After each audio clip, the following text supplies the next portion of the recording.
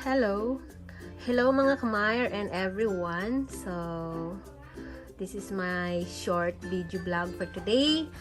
I just want to share, this is my favorite Quaker instant oatmeal, and I'm going to mix it all together on this DIY jar.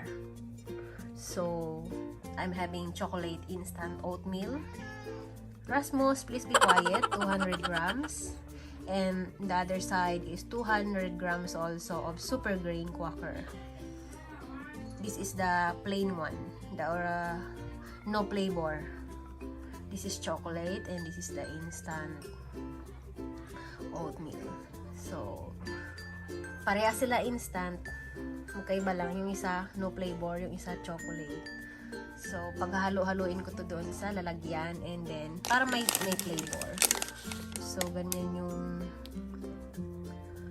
instant oats, have a soft, fine, and creamy texture. The thing na nagustuhan ko dito ay mabilis siya i-prepare and mabilis siya kainin. Unlike doon sa isa ko na favorite na harvest na roll oats, medyo kailangan nyo ng time para lutuin. Pero ito, super bilis. Kahit super mainit na tubig lang yung ilagay mo sa mug or sa tasa, and then few minutes, okay na, ready to eat na. Unlike dun sa roll oats na bibigyan mo ng konting time. So, ayan siya. Ayan. Perfect for breakfast, for snacks, and bago matulog. And pwede mo siyang haluan ng mga kung ano-anong different kinds of nuts and fruits and cereals. Ayan, ang sarap. So, bubuksan ko lang siya and then ilalagay ko dun sa jar.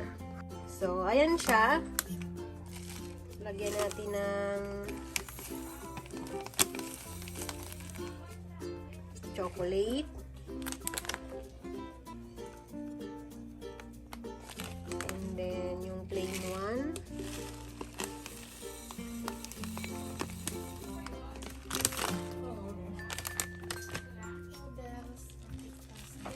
Ang dami. Chocolate.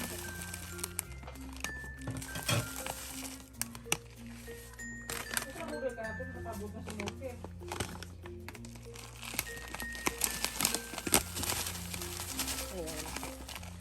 Ganun lang, sunod-sunod lang.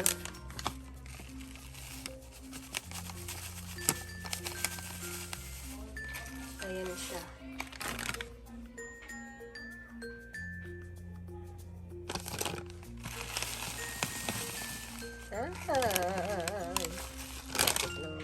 So, ayan, this is how it looks like. Ayan.